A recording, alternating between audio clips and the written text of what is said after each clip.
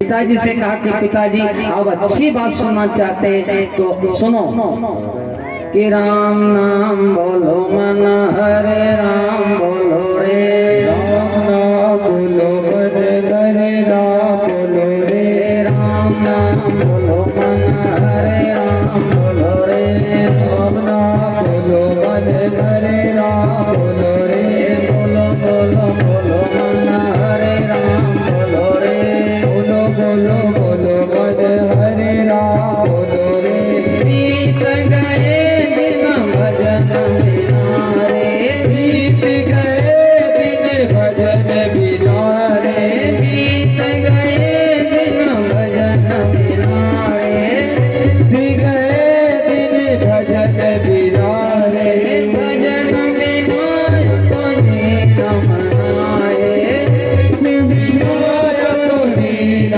मनाए भजन बिना कोई न मनाए भजन बिना कोई न मनाए। भक्त प्रहलाद ने पिताजी से यही कहा कि पिताजी यही अवसर है क्योंकि जीवन में आए हैं तो भजन के बिना जीना मना।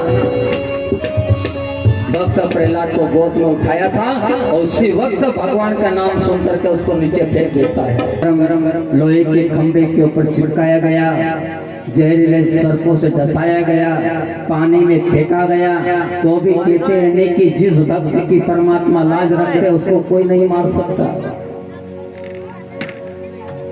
अंतिम समय के ऊपर जब हिरण्यकश्यप हार गया तो हिरण्यकश्यप की बहन थी जिसका नाम होलिका, वो रोज अग्नि स्नान करते थे। होलिका ने कहा कि दादा तू चिंता मत कर, आज मैं इस भतीजे को मार दूं। भगवान आपको अगर कोई संपत्ति दे दे या कोई सिद्धि दे दे आपको तो उसका कभी दुरुपयोग नहीं करना चाहिए, और अगर जो व्यक्ति दुरुपयोग करता है तो स्वयं का विनाश हो जाता है। आज होलिका रोज अग्नि में स्नान करती थी, आज उसने दुरुपयोग करने का प्रयास किया। भक्त प्रहलाद को अपने गोद में लेकर के मारने का प्रयास किया मगर प्रयास असफल हो गया। होलिका जल करके भस्म हो जाती है और भक्त प्रहलाद बच जाता है।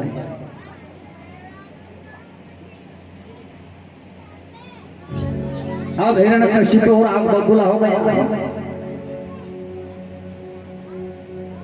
कयाधु रो रो करके अपने पति से कहती है कि मेरे बेटे ने आपका क्या बिगाड़ा, आप क्यों मार रहे हो, इसने ऐसा कौन सा अपराध कर दिया। कयाधु बार बार अपने पति से प्रार्थना करती है कि बेटे को मत मारो। हिरण्यकश्यप राक्षस था। भक्त प्रहलाद के बाल पकड़े, एक हाथ में तलवार ली और भक्त प्रहलाद से कहा कि बता तेरा विष्णु कहाँ है, बता इस भवन में है, इस खंबे में है।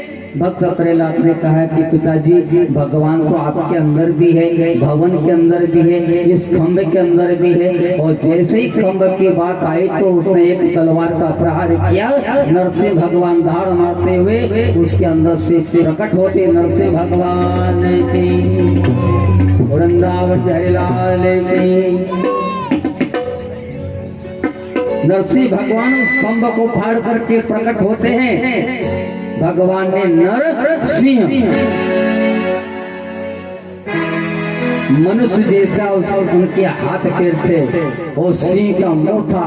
भगवान ने तोड़ निकाला और हिरण्यकश्यप को वरदान मिला था कि मैं 12 माह के अंदर न मरूं, तो भगवान ने एक अधिक मास निकाल दिया। हर 3 साल में एक अधिक मास आता है। उस अधिक मास के अंदर हिरण्यकश्यप को मारने के लिए भगवान ने वहां से अवतार लिया था।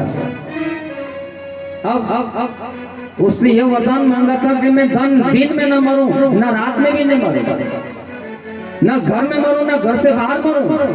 भगवान ने एक पैर घर के अंदर रखा, एक घर से बाहर रखा। भगवान ने उस नरसिंह राक्षस को, नरसिंह भगवान ने राक्षस को उठाया और अपने जंघा के ऊपर रखा।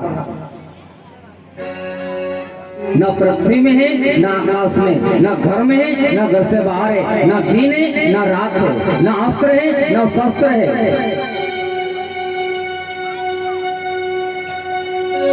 भगवान ने उसका सीना फाड़ करके उसके प्राण को केड़ू उड़ा दिए।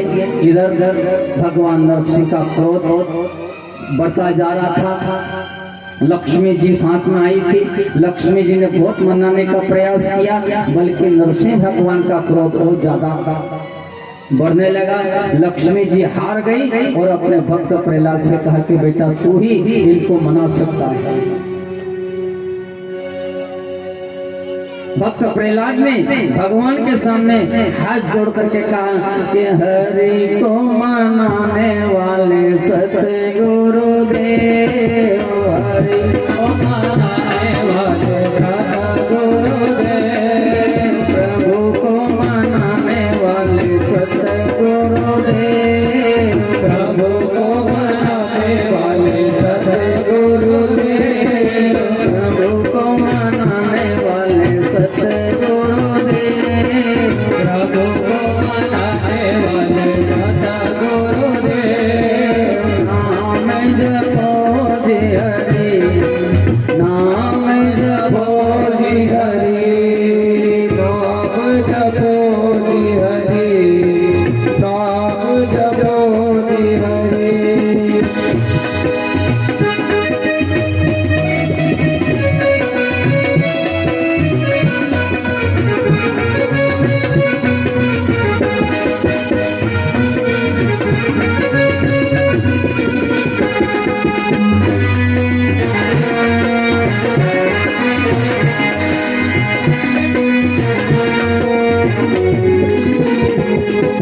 हरि को मनाने वाले सतगुरु देव, हरि को मनाने वाले सतगुरु देव, नाम जपाने वाले सतगुरु देव, नाम जपाने वाले सतगुरु देव, ज्ञान बताने वाले सतगुरु देव, ज्ञान बताने वाले सतगुरु देव, भव से तिराने वाले सतगुरु देव, भव से तिराने वाले सतगुरु देव, मोक्ष दिलाने वाले सतगुरु देव, मोक्ष दिलाने वाले सतगुरु देव। नाम जपो जी हरि, नाम जपो जी हरि, नाम जपो जी हरि।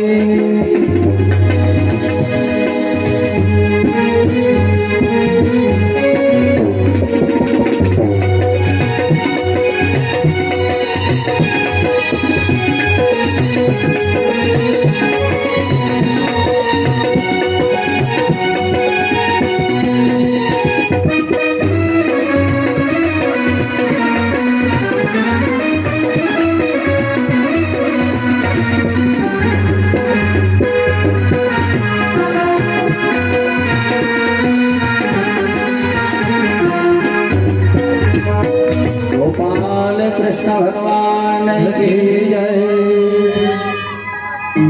नाम में वो ताकत है कि भगवान को हारना पड़ता है। छोटे से बालक ने जो छोटे छोटे हाथ जोड़ करके भगवान के सामने प्रार्थना करी, तो भगवान की आंखों में आंसू आ गए। भगवान ने कहा कि बेटा छोटी सी अवस्था के अंदर तुझे इतना दुख सहन करना पड़ा। तेरी मां दयालु ने बहुत बहुत कष्ट उठाया, तेरा पिता समझ नहीं पाया, अब तो क्यों रो रहा है? तो भक्त प्रहलाद ने कहा कि प्रभु मेरे पिता की मृत्यु हो गई है और मुझे दुख इस बात का है कि कहीं मेरे पिता नरक में ना चले जाए। भगवान ने कहा कि बोल मुझे क्या चाहिए? भक्त प्रहलाद ने कहा कि प्रभु मेरे पिता का उद्धार कीजिए। भगवान ने कहा कि बेटा तू तो तेरे पिता की इच्छा करता है, मगर मेरी इच्छा इतनी प्रबल है, तेरी भक्ति इतनी ब्रह्मनिष्ठ हो गई है कि मैं तेरी 7 पीढ़ी तेरे आने वाले 7 पीढ़ी तेरी जाने वाली और 7 पीढ़ी तेरे मामा कुल की, यानी कि मैंने तेरी 21 पीढ़ी को बहुत से पार कर दी। बोले गोपाल कृष्ण भगवान की जय। ऐसी प्रबल भक्ति ने आज इस परिवार ने पितरों को तारने के लिए यह आयोजन उठाया। ऐसा कोई भगीरथ है इस परिवार में जो कि आज अपने पितरों को याद करके यह अनुष्ठान रचा। भक्त प्रहलाद ऐसा भक्त था कि उसने एक ने भक्ति करी और 21 पीढ़ी को तार दिया।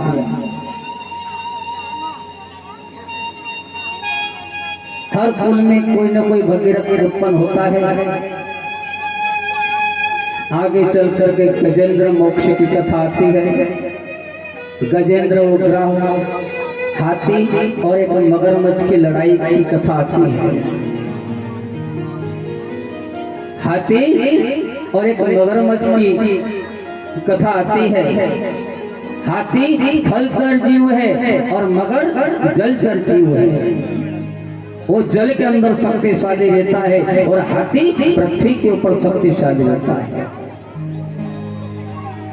गजेंद्र बहुत मतवाला था, उसका बहुत बड़ा परिवार था, बाल बच्चे पत्नी सब कुछ थे। और गजेंद्र ने मन में ये विचार किया कि मेरे से ज्यादा बलवान तो कोई इस पृथ्वी के ऊपर हो ही नहीं सकता।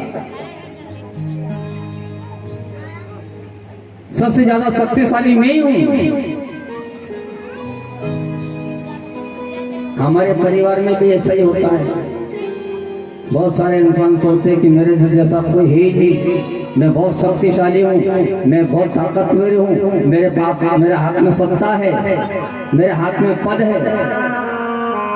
पर उस परमात्मा का पद सबसे बड़ा है।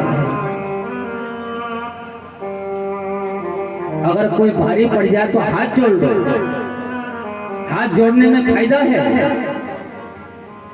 थोड़ी सी छोटी मोटी बात हो जाए वही समाप्त कर दो। अगर वहां समाप्त नहीं करेंगे तो फिर कहीं न कहीं विरोध होना। यही कथा है। ग्राह और गजेंद्र के अंदर यही तो हुआ है।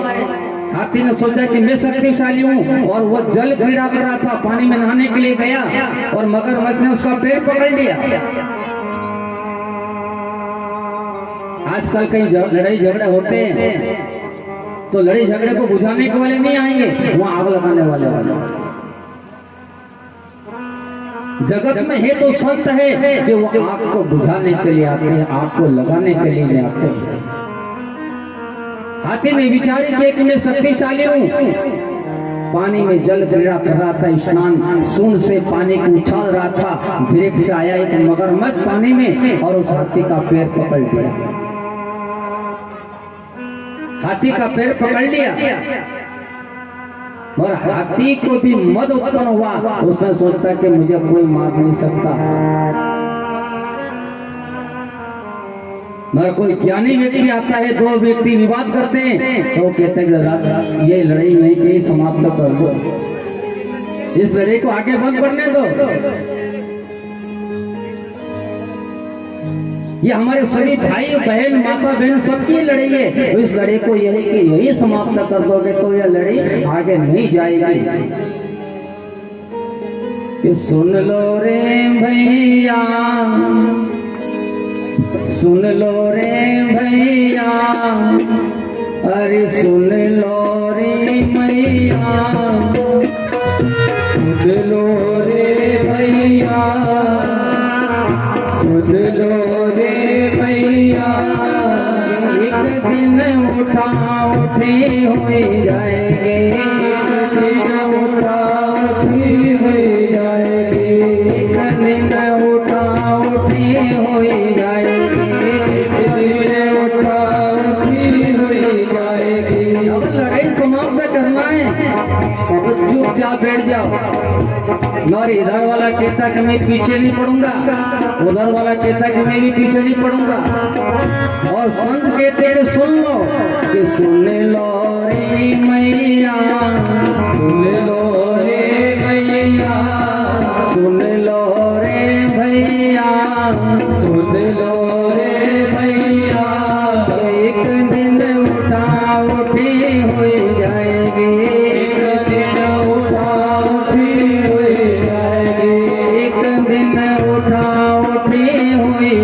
जाएगी, एक दिन उठा उठी हुई जाएगी।